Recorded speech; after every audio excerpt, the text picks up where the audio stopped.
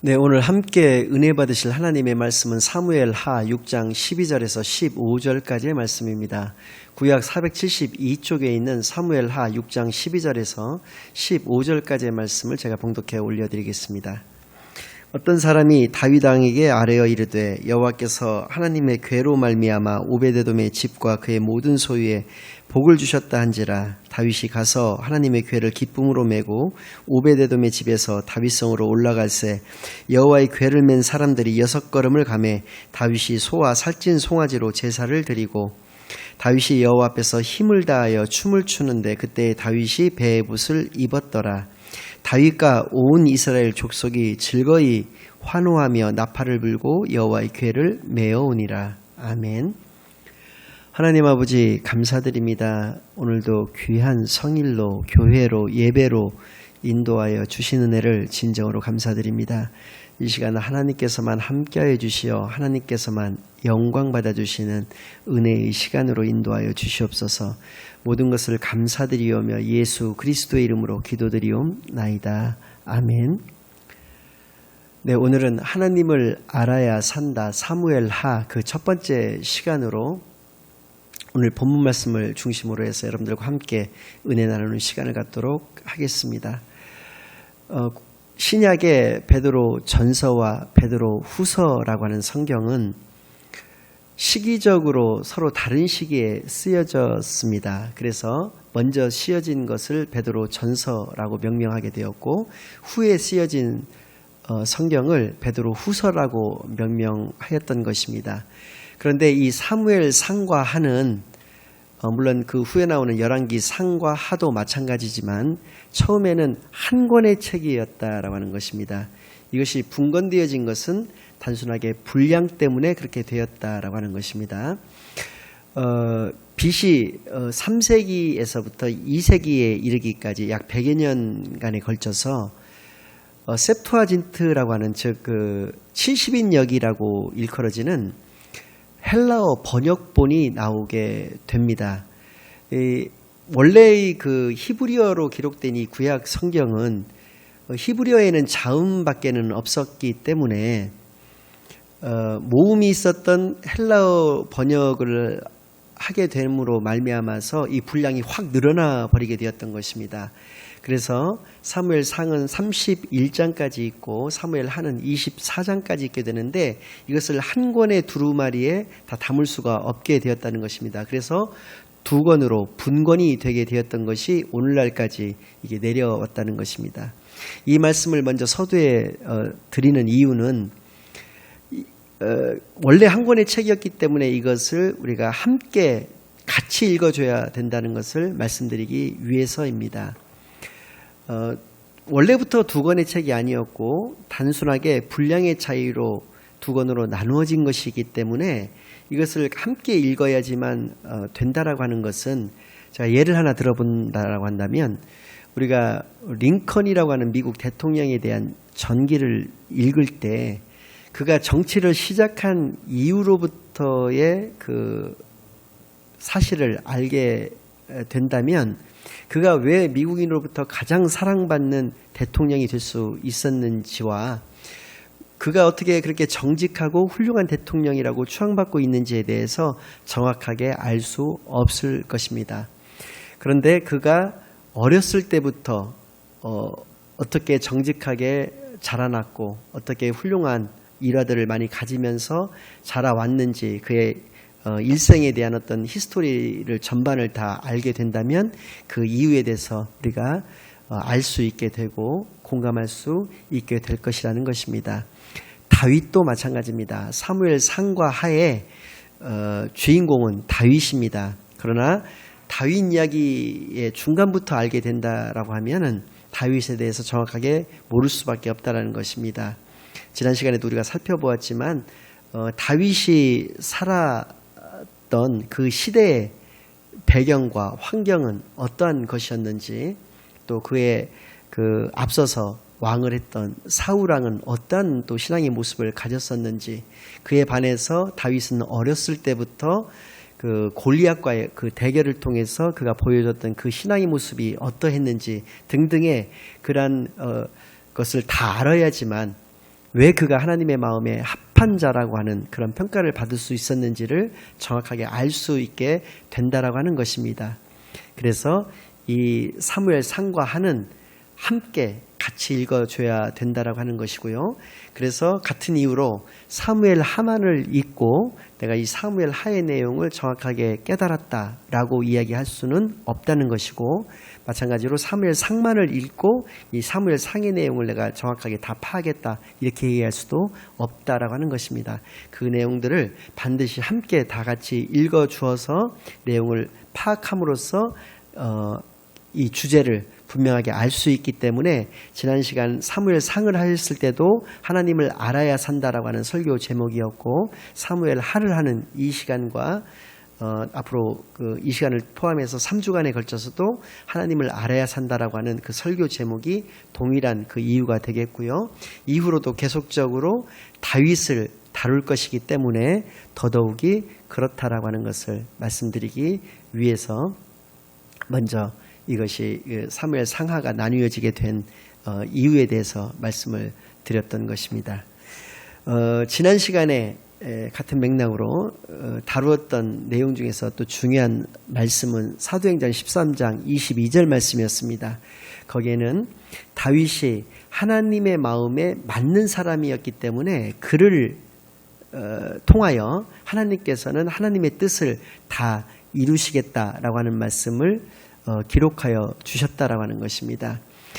그렇기 때문에 우리는 이 시간들을 통해서 그가 어떻게 하나님의 마음에 합한 자가 될 수 있었는지를 살펴보는 것이 이번 파스에 우리가 말씀의 키포인트가 될 것이라고 생각합니다.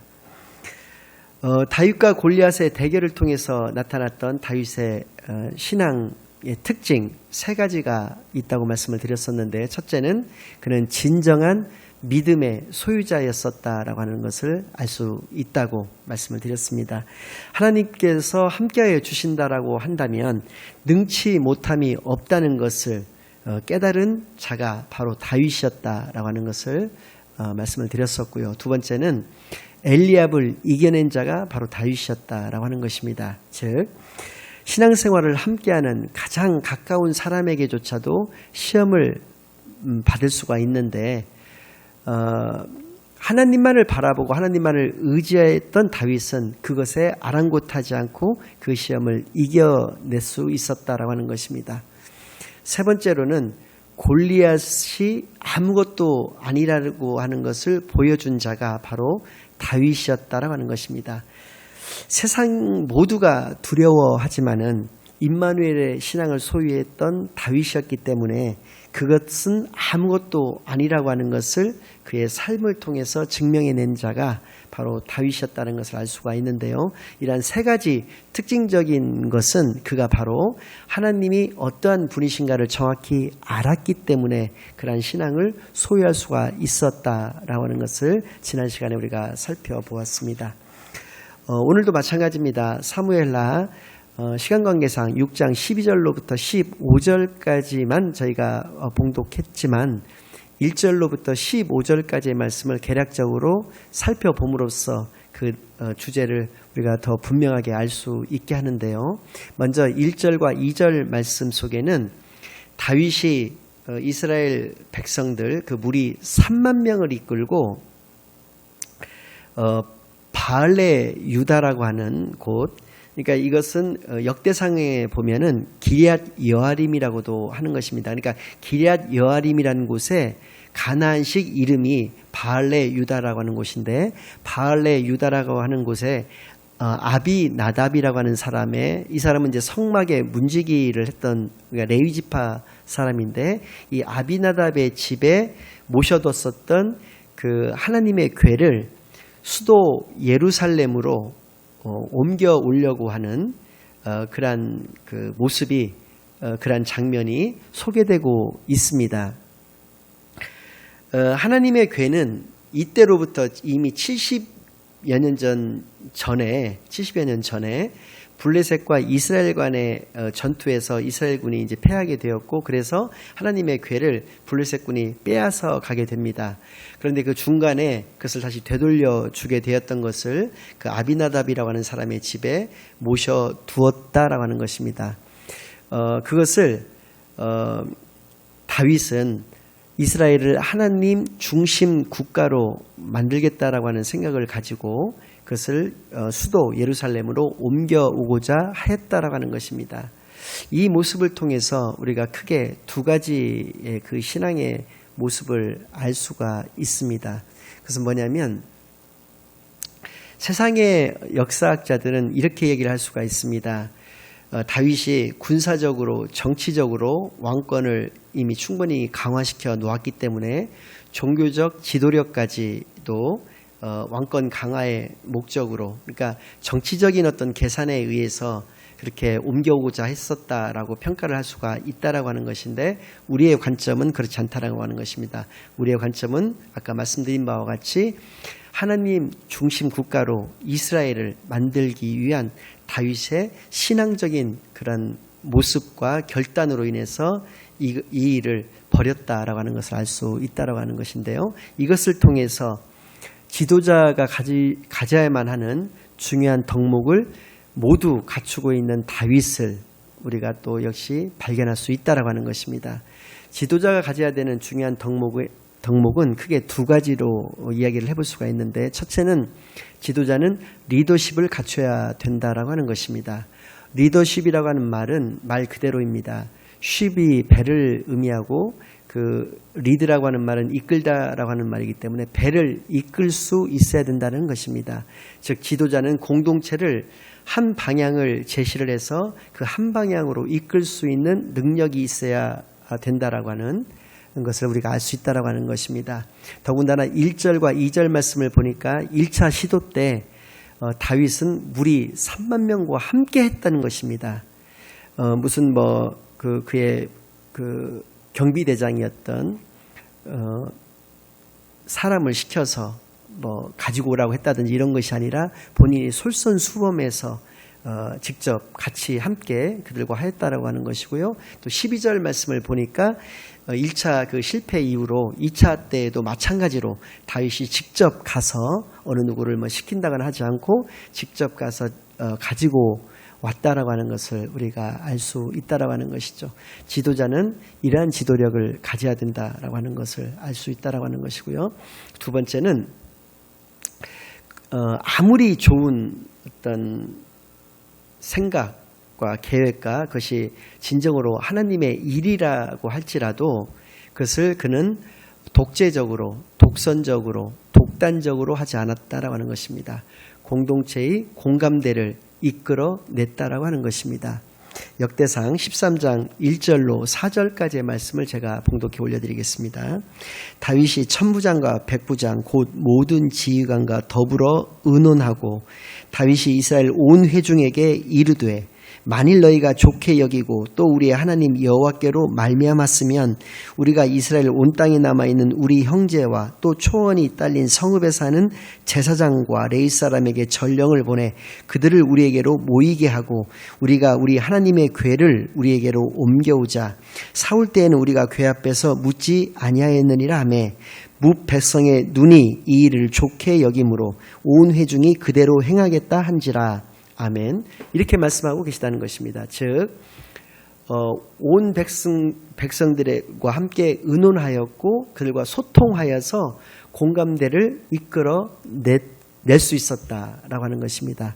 그래서 중요한 것은 지도자가 갖춰야 될 그런 덕목들의 결론은 속도가 아니라 방향이다 라고 하는 것을 우리가 정확하게 알 수 있다라고 하는 것이고요. 지도자는 앞장서서 그 일을 이끌어갈 수 있어야 되는 자라는 것을 다윗의 이 모습을 통해서도 알 수 있었다라고 하는 것입니다.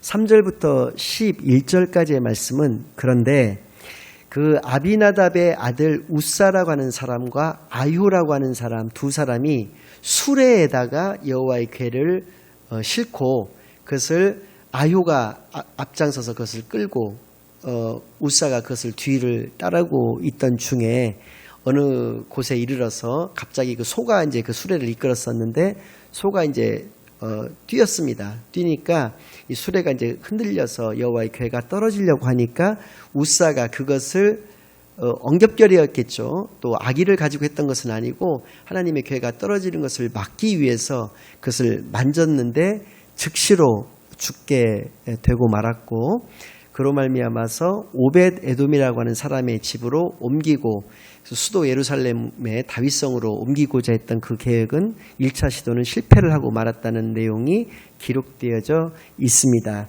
이 사건을 통해서도 역시 우리가 두 가지를 알 수가 있는데요. 하나님의 일은 하나님의 명령대로, 하나님의 원리대로, 하나님의 방식대로 처리해야 된다는 것을 알 수 있게 한다는 것입니다. 인간의 어떤 지혜를 가지고, 인간의 판단을 가지고, 인간의 노력을 가지고 하나님의 일을 해서는 안 된다라고 하는 것을 정확하게 알 수 있게 한다는 것입니다. 그것은 왜 그러냐면 출애굽기 25장과 민수기 4장 등 모세 오경을 통해서 여러 차례 자세하게 말씀을 해주고 계시는 것은 특별히 그 하나님의 궤를 옮기는 데는 세 가지 원칙이 있다라고 하는 것을 말씀해 주고 계시다는 것입니다. 그것은 첫째로 그것을 옮기는 과정 속에서 보아서는 안 된다는 것입니다. 두 번째는 만져서는 더더욱이 안 된다는 것입니다. 죽는다는 것입니다. 세 번째는 레위 지파 4명으로 하여금 그 하나님의 궤를 어깨에 메고 옮겨야 된다는 것을 원칙으로 말씀하여 주고 계시다는 것입니다. 이러한 것들은 하나님은 거룩하시기 때문에 거룩하다고 하는 얘기는 구별되다고 하는 얘기가 되는 것인데, 하나님과 인간은 구별되는 것입니다. 즉 하나님은 경외해야 될 분이시기 때문에 하나님께서 하나님의 궤가 의미하는 것은 하나님의 임재를 의미하는 것이기 때문에 하나님을 보아서도, 하나님을 만져서도, 또 하나님을 경홀히 취급해서도 되지 않는다라고 하는 것을 말씀해 주셨다라고 하는 것입니다. 즉 하나님의 궤는 그 하단부의 사면에 고리가 이렇게 달려 있었습니다. 그 고리에 조각목이라고 하는 채를 2개를 이렇게 만들어서 그 고리에 이제 한 개당 2개씩 이렇게 고리에 끼우게 되는 것이죠. 그 고리에 끼운 것을 레위 지파의 한 사람이 한 면씩을 맡아서 어깨에 메고 여호와의 궤를 이동 중에는 옮겨야 된다라고 하는 것을 말씀하여 주셨다라고 하는 것입니다. 보지도 못했다라고 하는 것은 어떤 의미를 가지고 있냐면, 그 성막 안에는 성소와 지성소라고 하는 곳이 있는데 그것을 가로막고 있는 것이 휘장이라고 하는 것이 가로막혀 있는데, 이제 이동 중에는 그 휘장을 띄어서 하나님의 궤를 먼저 덮게 되는 것입니다. 덮고 그 위에 다시 해달의 가죽이라고 하는 것으로 또 덮습니다. 그리고 마지막으로 보자기를 또 그 위에다 덮는다는 것입니다. 이렇게 3겹으로 덮는다는 의미 자체가 하나님의 궤를 보아서는 안 된다라고 하는 것을 우리가 알 수 있게 하는 것이고요. 두 번째는 하나님의 궤를 만지는 자는 즉시로 죽는다라고 분명하게 기록되어져 있다라고 하는 것입니다. 세 번째는 이 우사가 죽은 이유는 그것입니다. 만져서도 죽었지만은 그들은 소가 이끄는 수레에다가 그것을 싣고 갔다라고 하는 것입니다. 분명히 레위 지파 4사람으로 하여금 어깨에 메고 그것을 어느 이제 일정한 목적지에 도착을 하게 되면 그 채를 빼는 것이 아니라 그 채를 그대로 꿰인 채로, 고리에 꿰인 채로 그것을 보관하게 돼 있었습니다. 그래서 다시 이동을 하게 된다면은 그대로 그 채를 다시 어깨에 메고 이동을 했었어야 되는 것인데, 그것을 그 채채로 그냥 그대로 수레에 싣고 갔기 때문에 이미 우사의 죽음은 어쩌면 예정되어 있었던 죽음이었다라고 볼 수가 있는 것이고요. 또 그것이 이제 여호와의 궤가 그 수레 바깥으로 튕겨쳐 나가려고 할 때 그렇게 못하도록 그 여호와의 궤를 만지는 바람에 우사가 바로 즉시로 죽게 되었다라고 하는 것을 알 수 있게 한다는 것입니다. 참으로 안타까운 일이 아닐 수 없습니다만은 인간적인 악의는 없었다고 하더라도 하나님의 명령을 그대로 따르지 않는다라고 하는 것은 그 자체로 악의가 된다라고 하는 것을 우리가 알 수 있게 하는 것입니다. 신앙의 기준은 상당히 높다라고 하는 것을 우리가 또 알 수 있기도 합니다. 12절에서부터 15절까지 오늘 본문 말씀 속에서는 그렇게 오벳에돔의 집에 있었던 하나님의 궤가 3개월간이나 있게 되는데 그 기간 중에 오벳에돔과 그 온 집에 하나님께서 엄청난 복을 허락하였다는 소식을 듣고 다윗이 거기서 용기를 얻어서 2차로 그것을 다시 수도 예루살렘으로 다윗의 성으로 옮겨오고자 하는 그러한 계획을 세우고 그렇게 시도를 하는 장면이 나오는데요. 이것을 축제 분위기 속에서 하나님의 방식대로 하나님의 궤를 옮겨오는 모습이 그대로 그려지고 있다라고 하는 것입니다. 주목해야 될 것이 역시 여기도 두 가지가 있는데 첫째는 12절, 13절, 15절 말씀에 그 하나님의 궤를 어깨에 메고 왔다는 것이 세 번이나 반복되어 나온다는 것입니다. 역대상 15장 12절에서 15절까지의 말씀을 보면 모든 지휘관들과 레이지파 사람들을 다 불러서 다윗이 이야기합니다. 사실은 우사가 죽을 당시만 해도 왜 우사가 죽었는지에 대해서 몰랐던 것 같습니다. 그 이후로 그 원인을 알아본 바의 결과를 이야기를 하는데 우리가 하나님의 그 명령대로 그것을 옮기지 않았기 때문에 하나님이 우리를 찢으셨기 때문에 이제는 우리가 그것을 어깨에 메고 오자라고 하는 이야기가 나오고 있습니다.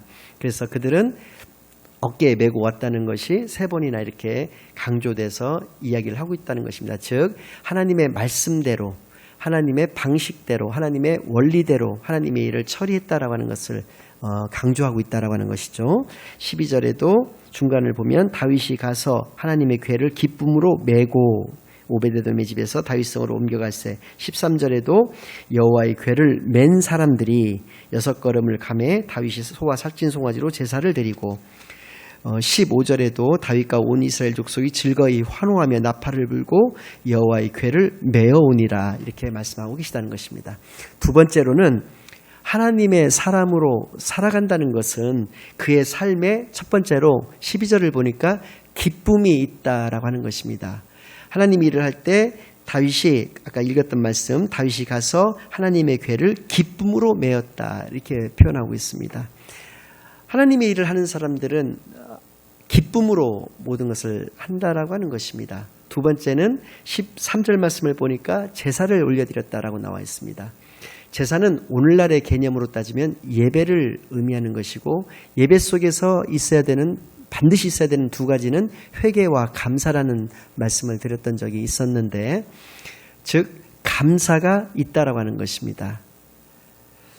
또한 하나님의 사람들은 14절 15절을 보니까 온 힘을 다해서 춤을 추면서 나팔을 불고 온 악기를 동원해서 즐겁게 환호하면서 하나님의 궤를 메어왔다고 기록되어져 있다라고 하는 것입니다. 즉 찬양이 있었다라고 하는 것입니다. 찬양을 곡조 있는 기도라고 일컫습니다. 즉 기도가 있었다라고 하는 것입니다. 그래서 데살로니가전서 5장 16절에서 18절 말씀에는 항상 기뻐하라 쉬지 말고 기도하라 범사에 감사하라 이는 그리스도 예수 안에서 너희를 향하신 하나님의 뜻이니라 라고 말씀을 하고 계시고 이미 수천 년 전에 다윗은 이 사실을 분명히 깨닫고 있었다라고 하는 것을 이 본문 말씀을 통해서 알 수 있었다라고 하는 것입니다. 결론을 말씀드리기에 앞서서 우리가 한 가지 더 주목해야 되는 것은 오벳 에돔이라고 하는 사람의 신앙입니다. 그는 우사가 왜 죽었는지도 모르는 한편으로는 찝찝하다고 할 수도 있고 두렵다고도 할 수 있는데도 불구하고 그는 그의 집으로 하나님의 궤를 모시는 것에 대해서 두려워하지도 망설이지도 또 주저하지도 않고 그렇게 자신의 집에 하나님의 궤를 모시는 것을 반겼다라고 하는 것입니다. 그로 말미암아서 3개월 기간 내내 그와 그의 온 집이 바로 하나님의 복을 받았다라고 하는 것, 즉 하나님께서 그와 함께하여 주셨다라고 하는 것을 알 수 있다라고 하는 것입니다. 우리의 신앙의 모습은 어떠해야 되는 것인가를 오벳에돔을 통해서도 또 역시 알 수 있게 한다라고 하는 것이죠. 결론을 말씀드리겠습니다.